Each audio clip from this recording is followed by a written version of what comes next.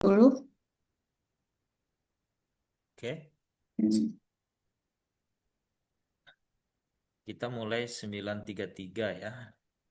Perhatikan penggunaan waktunya, Bu Wika ya. Oke, waktu Ya, dan Pak. tempat dipersilakan.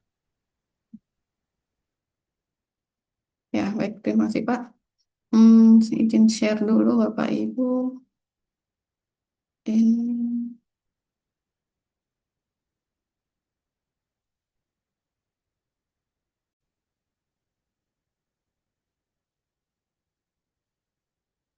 Baik, rekan-rekan mahasiswa, apakah sudah terlihat?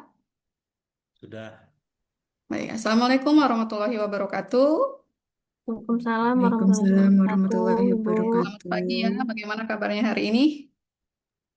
Ya, Alhamdulillah, Sehat ya. Alhamdulillah baik, baik, Bu. baik, Bu. Oke, sebelum kita memulai perkuliahan hari ini, saya ingin pantun dulu nih. Pergi ke pasar membeli mangga.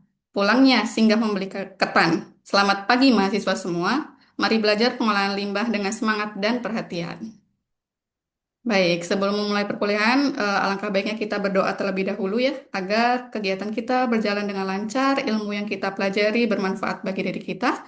Berdoa dimulai, berdoa selesai. Oke, untuk tujuan pembelajaran kita hari ini, yaitu mahasiswa diharapkan nanti mampu menganalisis hubungan antara jenis limbah domestik dengan metode pengolahannya, serta penerapan konsep daur ulang dalam pengelolaan limbah dan merancang tahap pengelolaan limbah sesuai prosedur secara sistematis. Baik, untuk absensi silahkan di-scan barcode-nya, diisi. Nah, kita ulas ya mata kuliah kita sebelumnya di minggu yang sebelumnya. Menurut Suhartawan, limbah itu apa sih? Yaitu sisa atau buangan dari suatu proses produksi, baik yang berasal dari industri, rumah tangga maupun kegiatan lainnya. Jadi tidak hanya industri ya, teman-teman semuanya. Yang ini memberikan dampak negatif, bahkan bisa membahayakan lingkungan, kesehatan manusia maupun makhluk hidup yang lainnya. Oke, bisa di-scan untuk mentinya. Di sini ada pertanyaan nih, sejak tadi pagi, apakah kalian sudah menghasilkan sampah? Jawabannya ya atau tidak.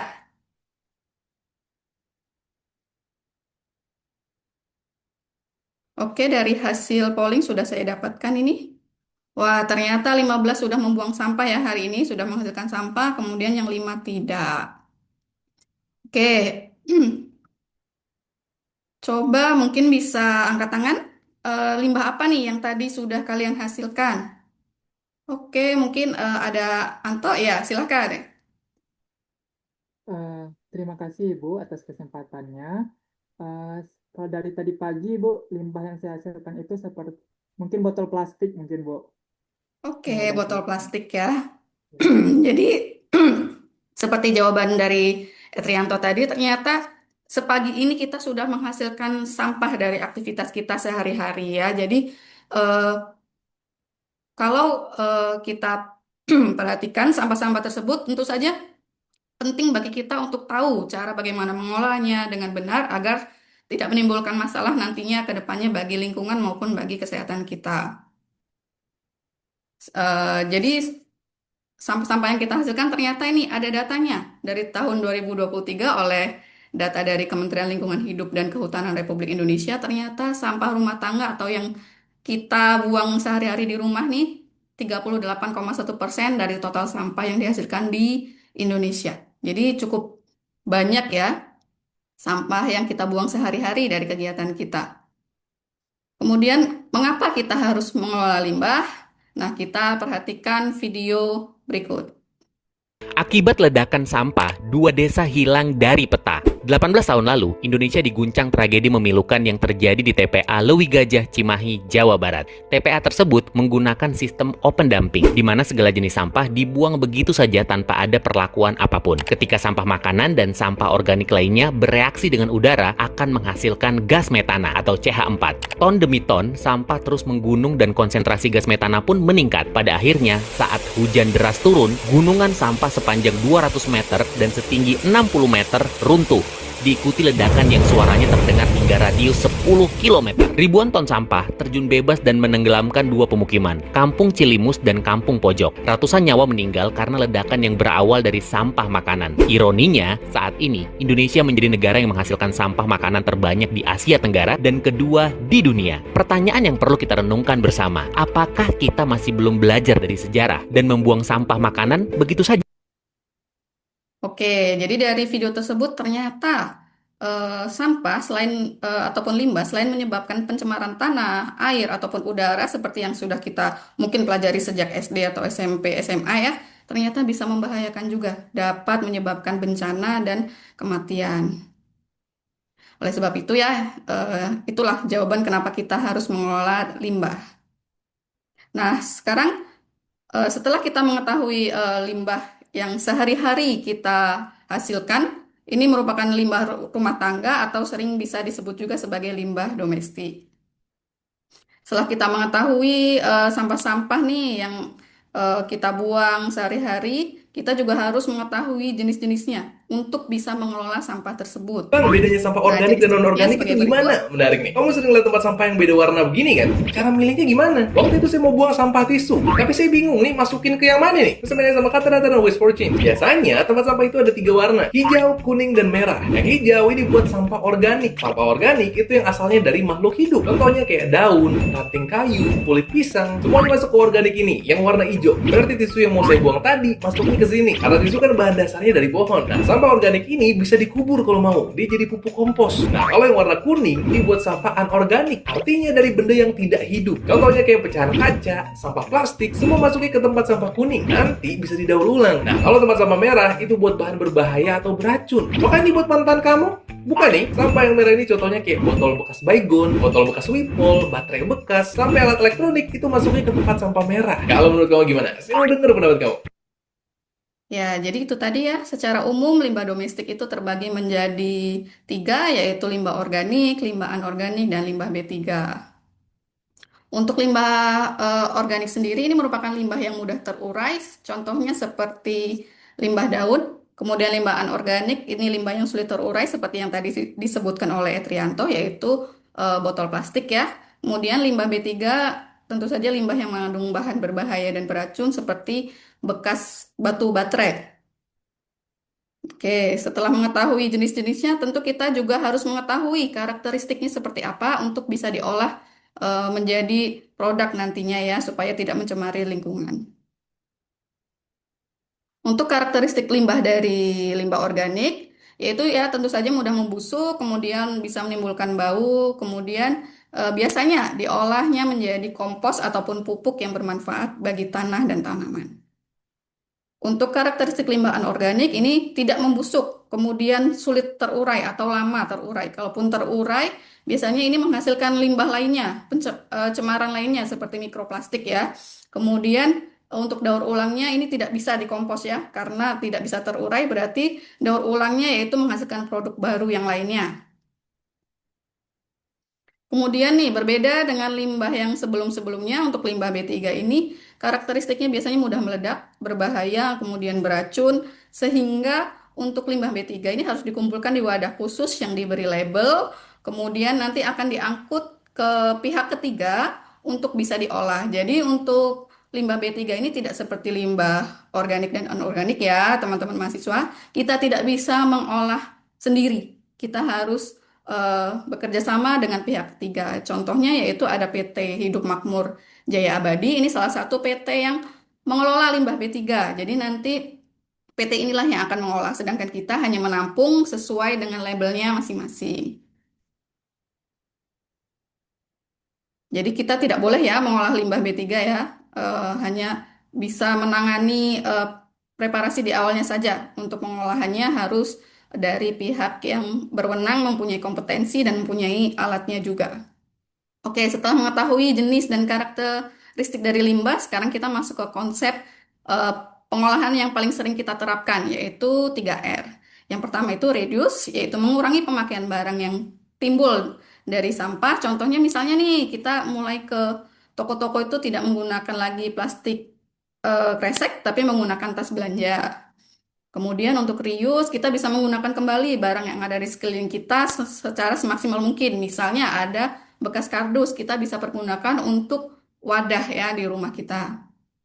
Kemudian ada recycle, ini ada pengolahan limbah menjadi barang baru yang bermanfaat, misalnya plastik kresek menjadi hiasan bunga ataupun plastik bekas bisa menjadi tas atau kantong belanja.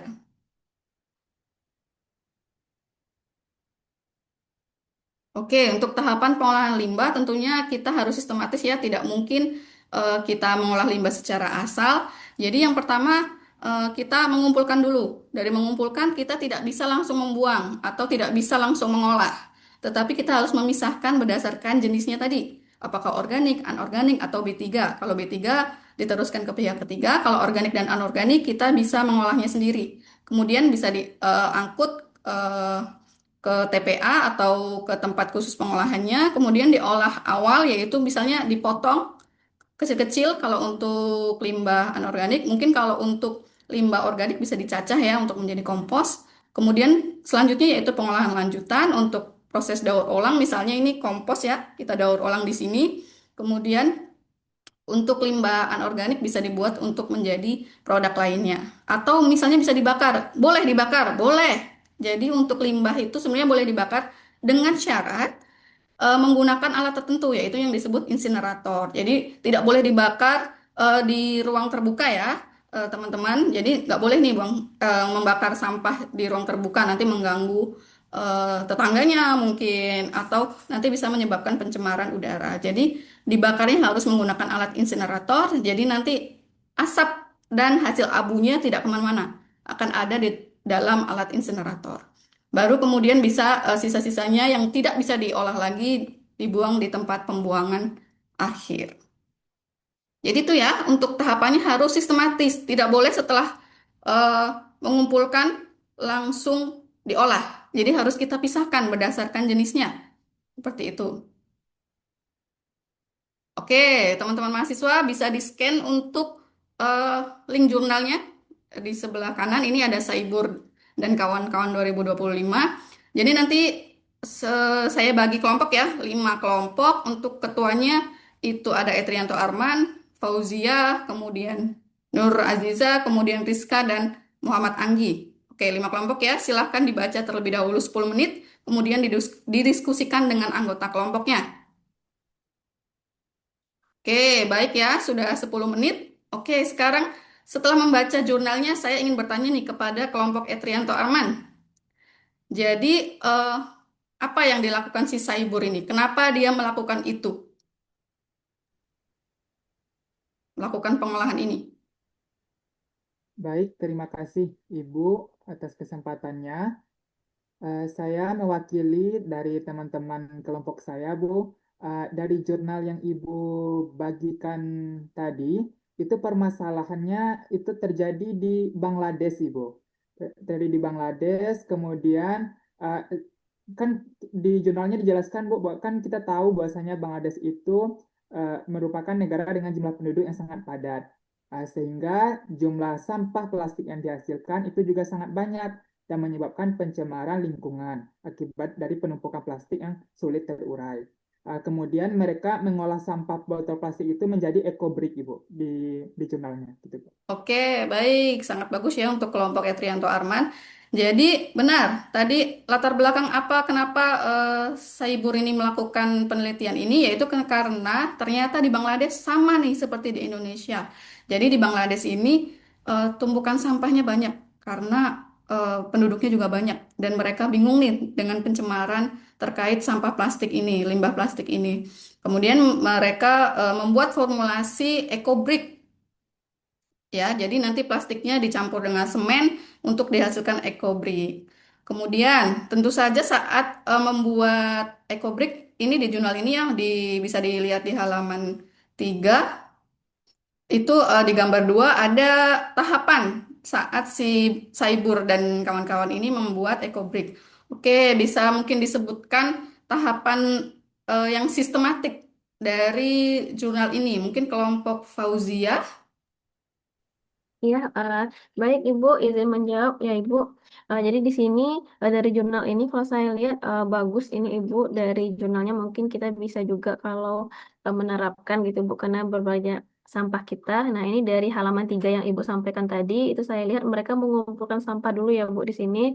Mereka mengumpulkan dulu botol-botolnya. Nah kemudian nanti setelah itu mereka mengolah, kemudian dipisahkan juga botol sama tutupnya. Nah kemudian nanti mereka aduk dengan semen dan mungkin dicetak. Nah, ini yang saya lihat dari jurnal yang Ibu bagikan di halaman 3 dicetak menjadi eco brick Ibu.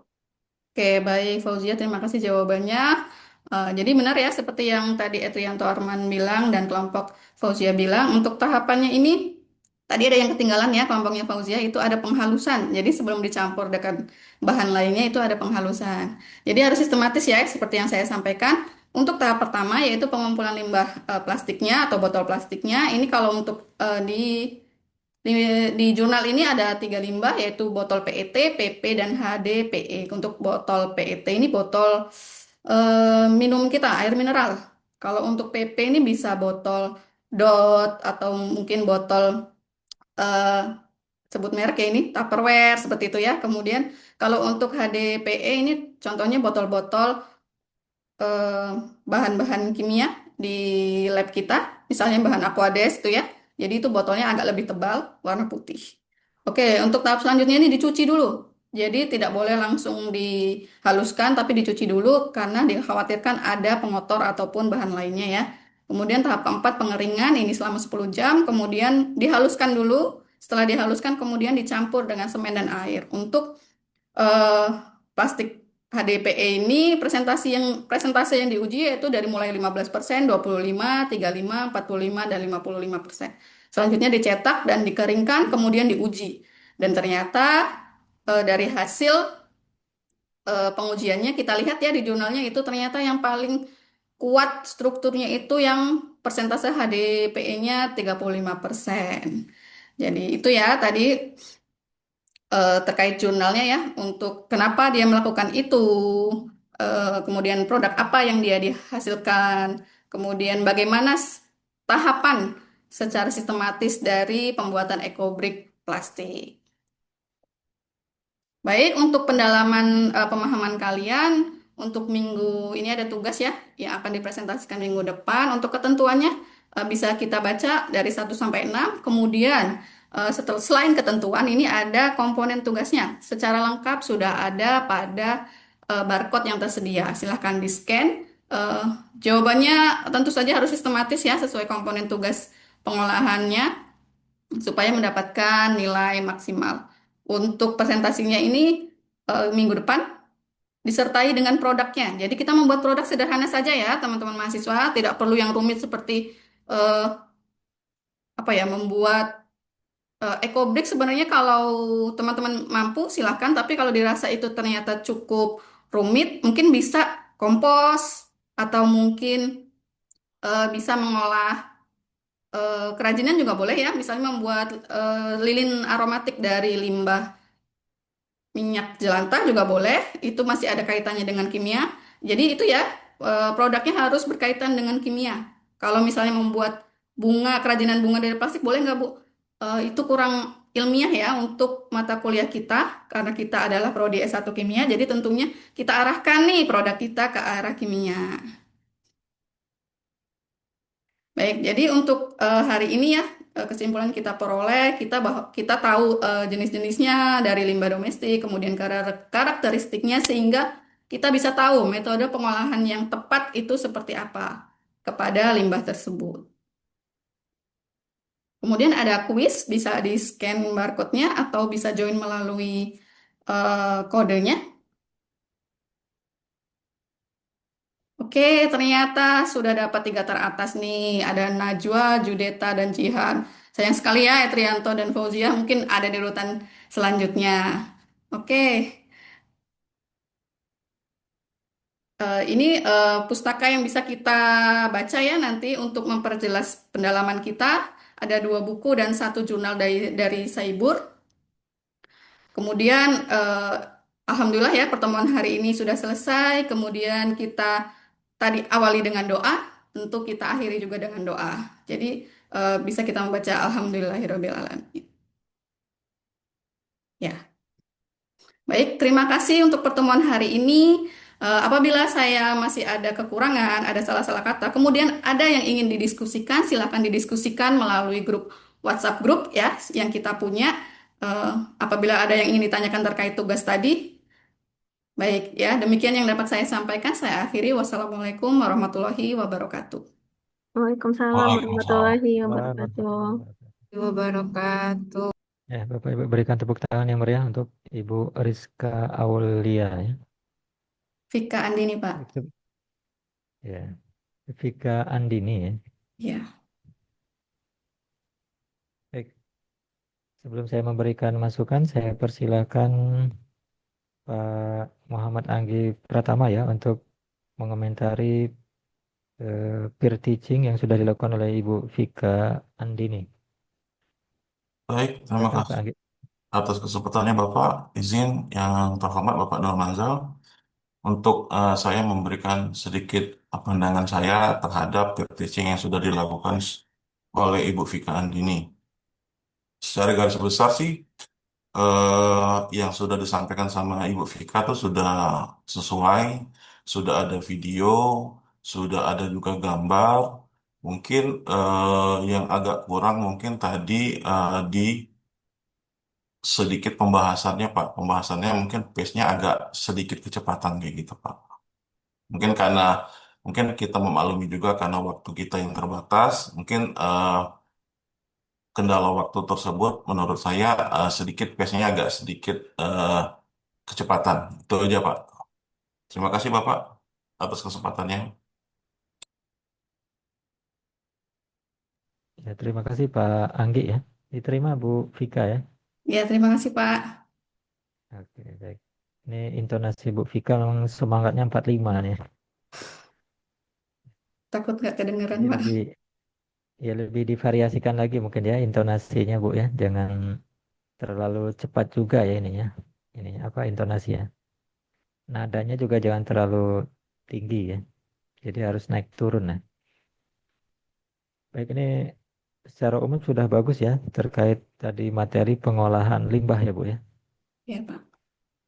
Hanya yang ingin saya tanyakan Ibu ini kalau sudah merancang ini kan harapannya menggunakan project based learning Bu ya. Kalau saya lihat tadi Oh ya, tugas terakhirnya itu merancang ya. Tapi sub CPMK-nya merancang ini Bu ya.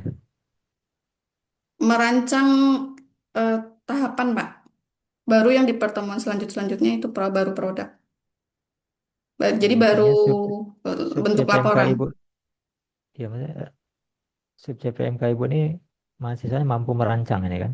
Iya, Ya kalau mampu merancang nanti silahkan menggunakan tahapan-tahapan project based learning Bu. Jadi kalau project based learning di kegiatan intinya tetap ya penguatan konsep Bapak Ibu. Tapi dia biasanya question esensial kalau project based learning itu. Jadi dimulai dengan di kegiatan inti setelah Ibu menyampaikan sub CPMK atau tujuan pembelajaran itu dengan pertanyaan mendasar boleh menggunakan kelas poin misalnya. Mulai dari ya pertanyaan mendasar terkait proyek yang akan dilakukan. Ini kan proyeknya dalam merancang apa Bu? Merancang pengolahan limbah ya. pengolahan limbah sederhana. Ya, pengolahan limbah sederhana. Mulai dari apakah anak-anak pernah tidak mengelola limbah gitu, ya, pertanyaan mendasarnya. Silakan dituangkan di apa kelas poin ya, kelas poin berikut. Nah, itu tanya jawab dulu. Jadi kalau eh, project based learning memang dengan question esensial ya, dengan pertanyaan mendasar terkait dengan proyek yang akan dilakukan. Tapi Baik. setelah itu dilanjutkan dengan penguatan singkat terkait dengan tanya jawab tadi ya. Sudah itu ya diminta untuk membaca, Bu. Tetap harus diminta untuk literasi. Sama semuanya ya. Disuruh membaca dulu terkait dengan konsep merancang pengolahan limbah itu. Diminta untuk membuat ringkasan, ringkasannya silakan ditulis tangan, boleh. Kalau saya memang rata-rata disuruh tulis tangan mahasiswa itu Bapak Ibu. Jadi karena ketika menulis mereka itu di ujung-ujung jarinya itu bisa akan masuk ke long term memory ya, keingatan jangka panjang.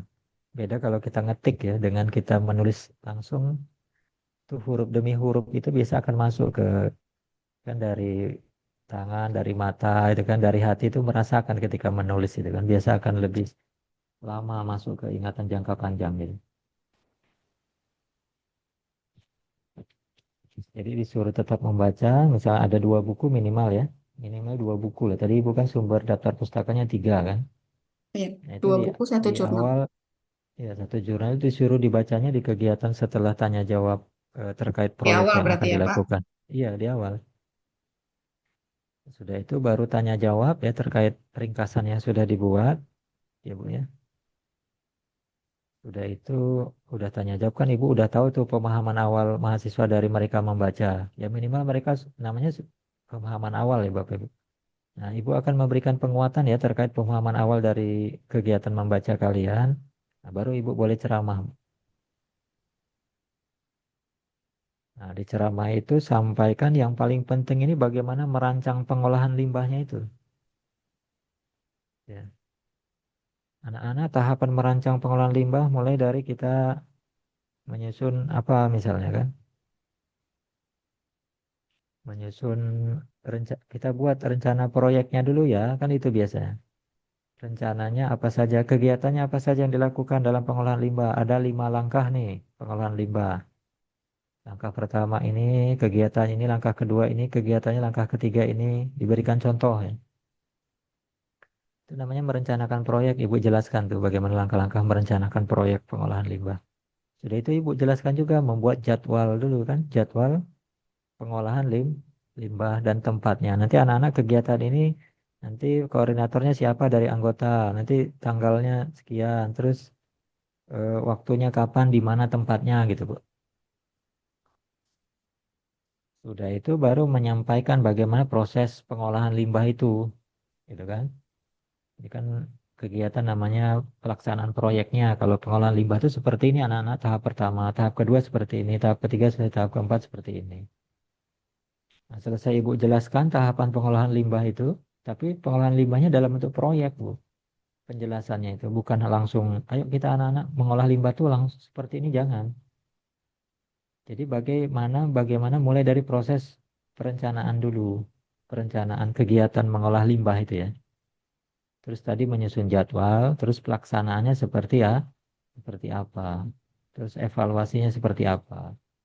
Itu dijelaskan materi yang Ibu jelaskan tuh itu. Sudah itu baru kuis Bu ya untuk memastikan pemahaman mereka bagaimana proses mengolah limbah. Udah kuis, baru dari kuis itu kan kelihatan, oh ternyata ada beberapa yang belum paham di bagian apa gitu, Ibu perkuat lagi. Sudah itu baru masuk ke apa? Proyek kan.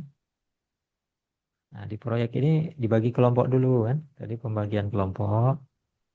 Setelah pembagian kelompok ditetapkan ketuanya sama anggotanya. Ketuanya itu baru kita masuk ke tahap di proyek itu adalah merencanakan proyek. Anak-anak, yuk kita mulai tahap pertama, kelompok satu, kelompok dua, perhatikan ya, ayo kita buat rencana proyek. Tadi sudah dipelajari ya, kita sama-sama sudah membuat perencanaan proyek, buat tabel, namanya tabel perencanaan proyek.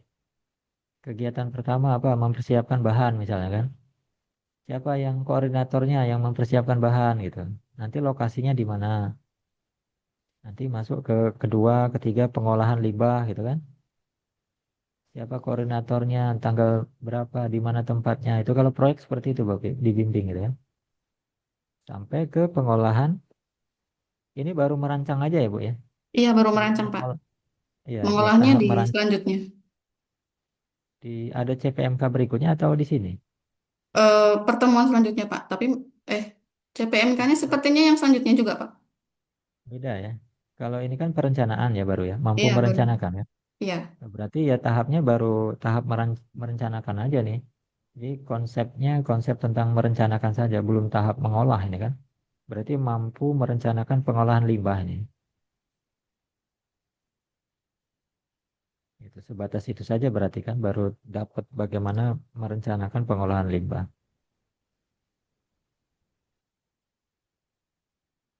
Tapi ini sebenarnya bagian dari proyek juga ini kan.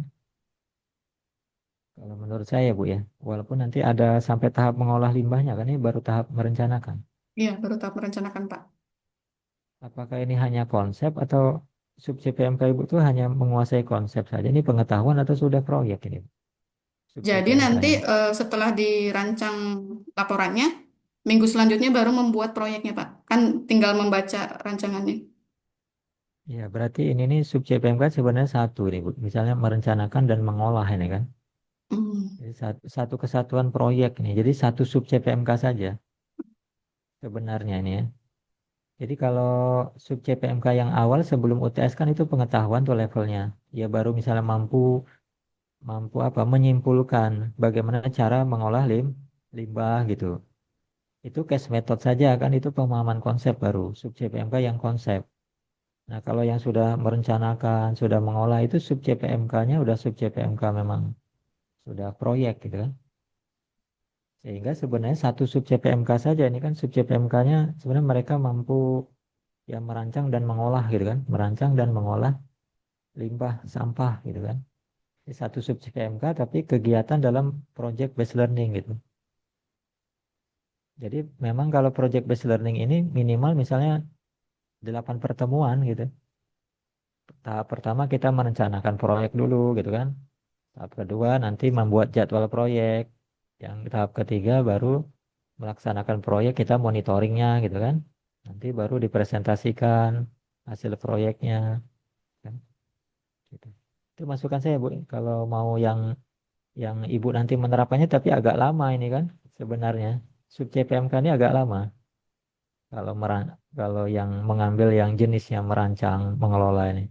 Karena dia menggunakan project based learning. Nah, project based learning ini tidak cukup 100 menit gitu. Dia butuh waktu lama. Minimal ya 4 sampai 5 pertemuan. Bahkan mungkin kalau sampai ke produk, dipublikasikan produknya sampai ke haki ini misalkan rancangannya, pengolahannya. Itu butuh waktu 8 pertemuan gitu Bu Vika. Kecuali Baik, Bu Pak. ambil ambil sub CPMK yang misalnya hanya mampu misalkan membandingkan konsep tentang cara cara pengolahan limbah itu sebatas itu saja. Jadi hanya levelnya hanya menguasai konsep materinya saja, tidak ke sampai merancang itu bukan. Baik. Itu. Kalau 100 menit kan, karena real teaching kan 100 menit. Tapi ya bisa saja Ibu, misalnya real teachingnya hanya sebatas tadi menyampaikan batasan, oh kita 100 menit ini hanya dapat merancang saja. Minggu depan kita lanjut ya. Tapi tetap sub CPMK-nya itu sub CPMK yang merancang dan mengelola limbah tadi. Boleh juga nggak apa-apa. Berarti untuk, mohon maaf Pak bertanya, untuk teaching besok, kalau misalnya mau saya potong di bagian case-nya saja, berarti tidak sampai membuat rancangan laporannya Pak. Hanya Ya, di sub eh, CPMK hanya level pengetahuan aja mampu. Jadi sub CPMK-nya hanya mampu misalnya menyimpulkan cara gitu kan. membandingkan misalnya 3 jurnal gitu Pak. Ya boleh, itu kan konsep saja baru kan. Oh ya, Jadi berarti konsep sampai bagaimana mengelola limbah itu kan. Belum mereka tuh merancang, mengelola limbah, bukan proyek tapi kan hanya levelnya kasus saja, analisis kasus terhadap konsep saja. Hmm, Baik itu Bu ya, masukan dari saya Bu ya, Pak. Tika Andin. Selebihnya Terima nanti kasih Pak. ya masukan-masukannya hampir sama ya kalau ada yang tadi saya terlewat ya terkait dengan proses penyusunan PowerPoint-nya. Saya lihat tadi di awal belum ada nama Ibu, foto Ibu kan belum ada ya. Oh Saya iya lihat Pak, tadi. tertinggal. Ya dilengkapi ya. Video inspirasinya juga. Saya kira itu untuk Bu Tika. Sekali lagi saya ucapkan selamat. Kita lanjutkan ke peserta berikutnya ya, Kak Muhammad Anggi Pratama.